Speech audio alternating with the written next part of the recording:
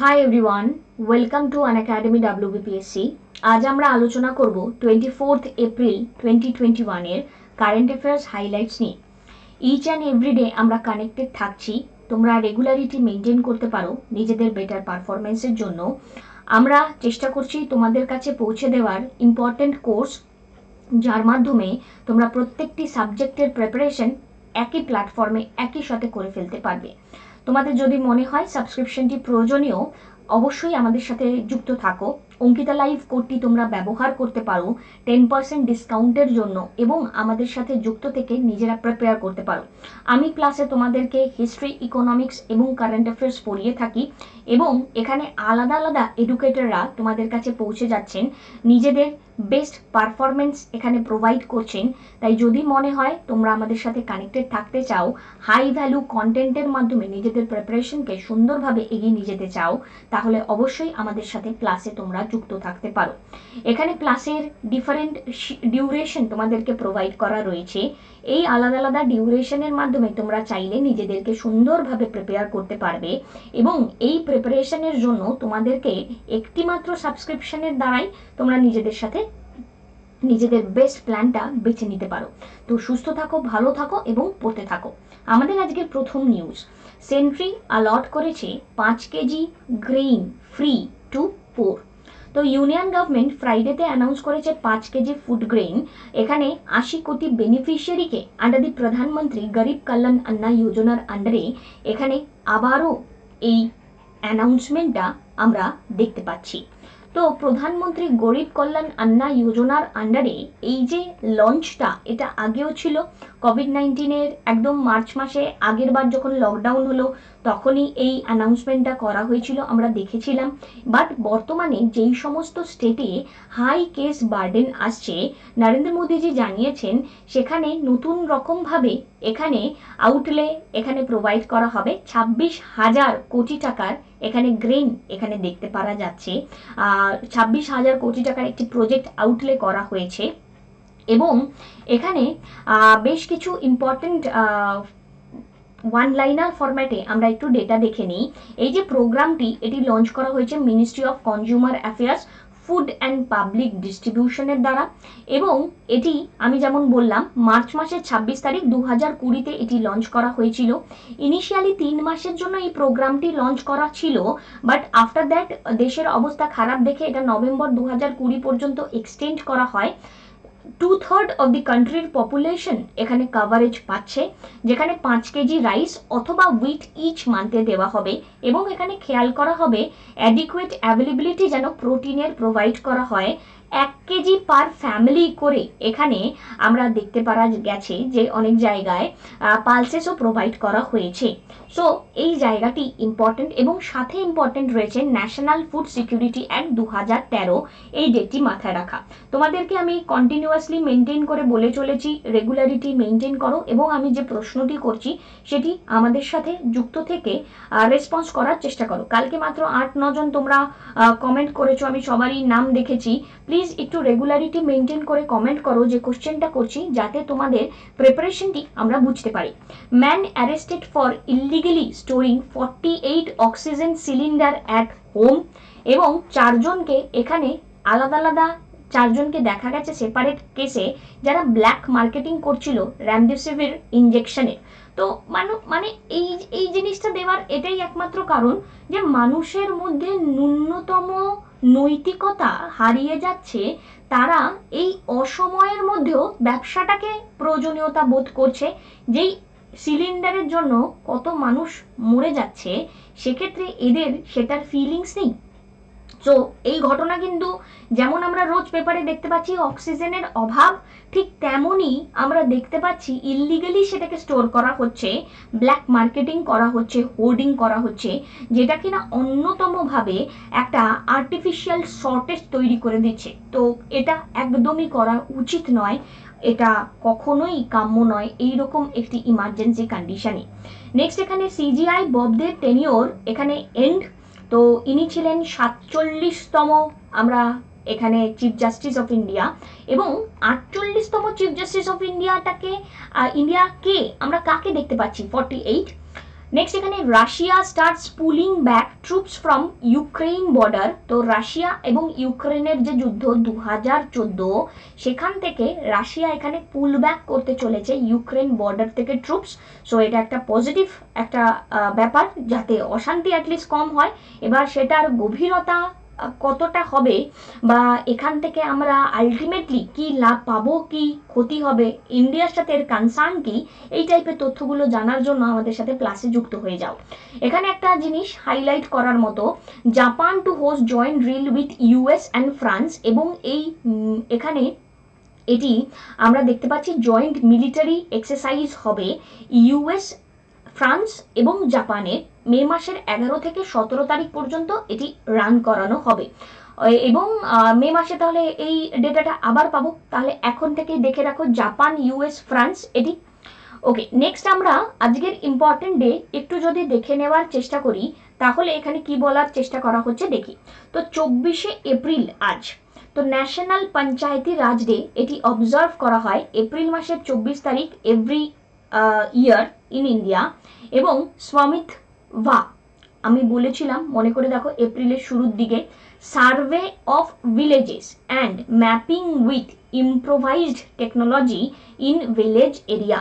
তো এই স্বামিত্বা স্কিমের আন্ডারে এটিকে সার্ভে করা হচ্ছে, প্রাইম মিনিস্টার নরেন্দ্র মোদীজি এটি লঞ্চ করবেন।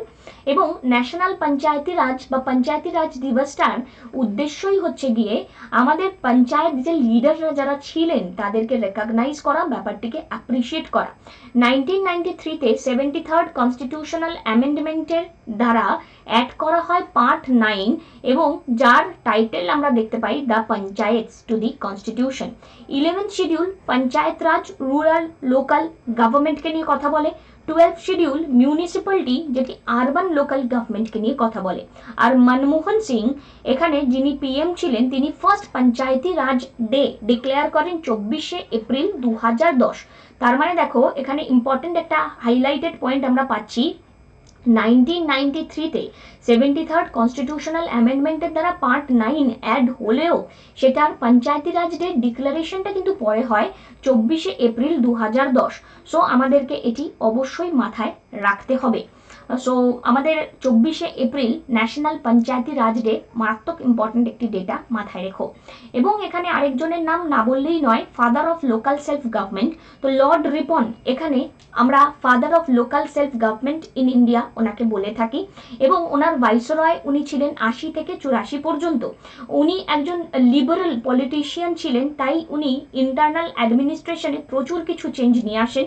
মোস্ট ইম্পর্টেন্ট ইভেন্ট ওনার জন্য আমরা ওনার টাইমে যেটা দেখি, vernacular press act repeal by Ripon. Okay, repeal by Ripon. তোমাদের সাথে হিস্ট্রি ক্লাসেস থাকে, ডেসক্রিপশনে আমার প্রোফাইলের লিঙ্ক প্রোভাইড করা রয়েছে। যাদের মনে হচ্ছে হিস্ট্রি এখনও কঠিন, তাদের আর এই ভুল বা ভ্রান্তিটা থাকবে না। আমাদের সাথে যুক্ত থাকো, ক্লাস করো, নোটস নাও এবং কমপ্লিটলি হিস্ট্রি প্রিপারেশন করো। নেক্সট এখানে world book and copyright day observe করা হবে গ্লোবালি, করা হয় গ্লোবালি কবে? তো আমরা জানি ইটস 23rd এপ্রিল। এবং আজকে আরও একটা দিন জুড়ে গেল, সেটা হলো national panchayati raj day.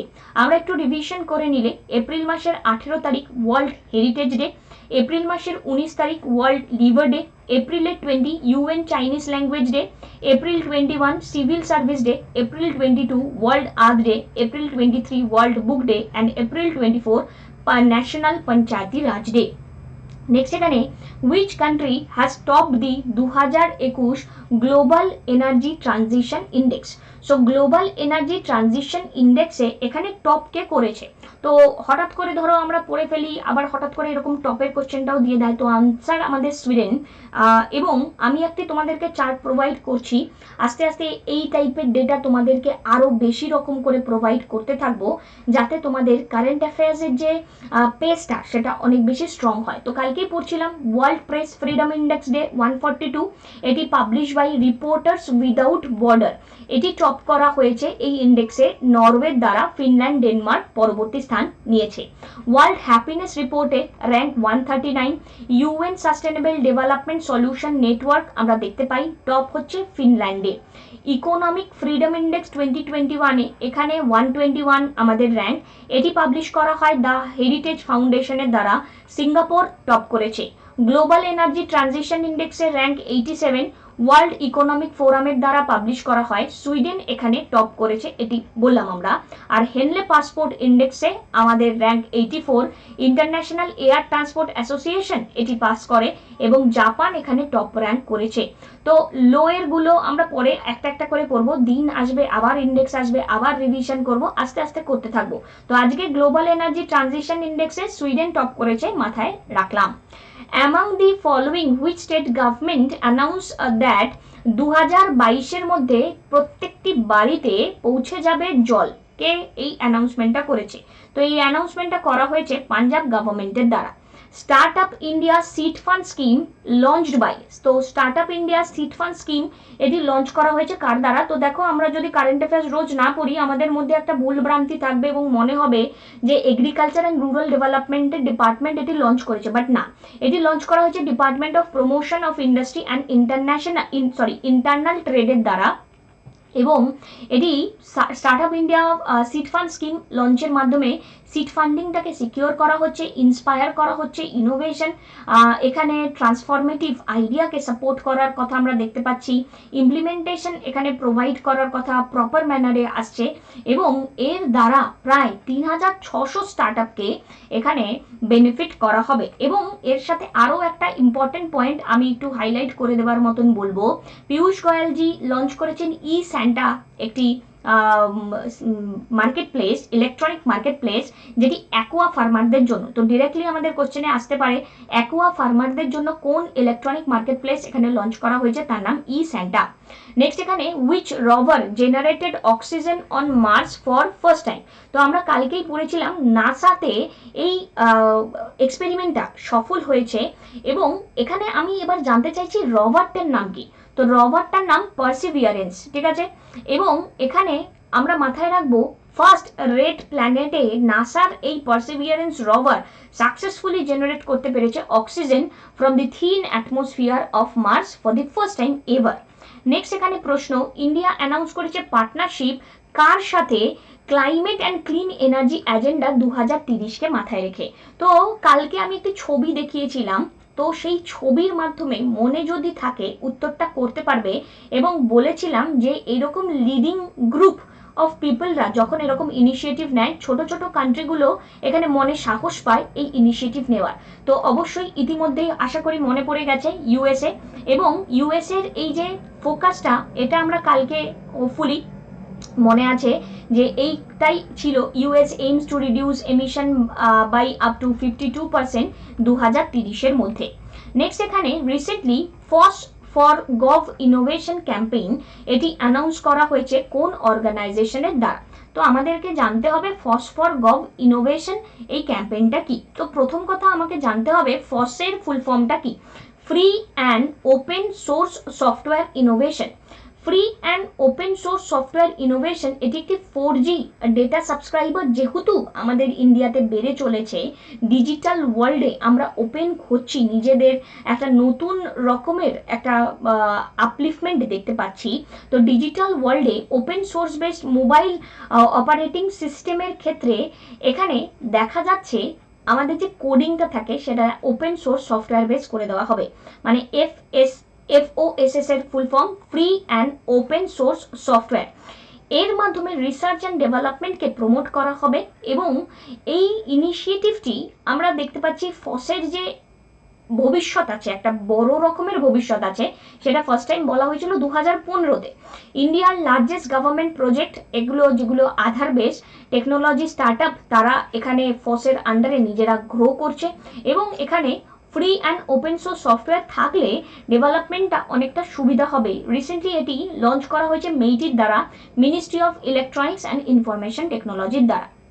Next প্রশ্ন আমাদের যেটি বলা হচ্ছে, the national association of software and services company India's representative body of the ITES industry announce করেছে অ্যাপয়েন্টমেন্ট কোন চেয়ারপারসনের, সিনিয়র ম্যানেজিং ডিরেক্টর। তো এখানে আমাদের উত্তর হলো রেখা মেননজি, রেখা মেনন। ওকে, সো আমাদের আনসারটিকে দেখে নাও এবং এনাকে দেখে নাও। এগেইন উইমেন এম্পাওয়ারমেন্টের একটা অন্যতম দিক, কালকে ভ্যানিতা গুপ্তাকে দেখেছিলাম, এটি একটি অন্যতম দিক। নেক্সট এখানে recently scientist of which country launch ওয়ার্ল্ডের লার্জেস্ট আন্ডার ওয়াটার নিউট্রিনো, কালকে পড়েছি neutrino telescope, K? Russia. But আজকে কোশ্চেনটা রেখেছি এই টেলিস্কোপটার নাম কি? বৈকাল। ওকে, বৈকাল জিভিডি, বৈকাল জিভিডি। আজকে লাস্ট প্রশ্ন, among the following which union minister has inaugurated first online exhibition on the epic Ramayana written by Maharishi Valmiki on the occasion of world heritage day. তাহলে ওয়ার্ল্ড হেরিটেজ ডে কোন দিন আমরা সেলিব্রেট করি এপ্রিলের? তো এটি কোন আমরা দেখতে পাচ্ছি কার দ্বারা লঞ্চ করা হয়েছে? তো প্রহ্লাদ সিং পটেলের দ্বারা। তোমরা যদি আরও সুন্দরভাবে রিভিশন করতে চাও আমাকে বলবে, আমি দিনের শেষে প্রিভিয়াস কারেন্ট অ্যাফেয়ার্স থেকে, প্রিভিয়াস 1 মান্থের কারেন্ট অ্যাফেয়ার্স থেকে ধরো, বা 1 মান্থ 2 মান্থের কারেন্ট অ্যাফেয়ার্স থেকে তোমাদেরকে ওয়ান লাইনার প্রোভাইড করে দেব, যেটি আমরা পরের দিন আবার তোমাদেরকে উত্তর দিয়ে দেব। তোমাদের যদি মনে হয় সেই ওয়ান লাইনারের আনসার তোমরা কমেন্ট সেকশনে 1 থেকে 10 বা 1 থেকে 5 যাই দিই না কেন সেটার করবে, তবেই কিন্তু এটার কন্টিনিউয়েশন থাকবে বা এটা আমরা করব। তো আমাকে জানিও সেটা চাও কিনা, নিজেরা উত্তর দাও, সেই উত্তরের সাথেই একটি কমেন্টের মাধ্যমেই জানাও। সাবস্ক্রিপশন প্রয়োজনীয় হলে ইএমআই মেথডের মাধ্যমেও তোমরা সাবস্ক্রিপশন নিতে পারো এবং অঙ্কিতা লাইভ কোডটি তোমরা ব্যবহার করতে পারো। আমার পড়ানো ভালো লাগলে হ্যাঁ ডেডিকেটও করতে পারো। Tata, thank you. ভিডিওটি ভালো লাগলে একটি লাইক প্লিজ করে দিও। টাটা।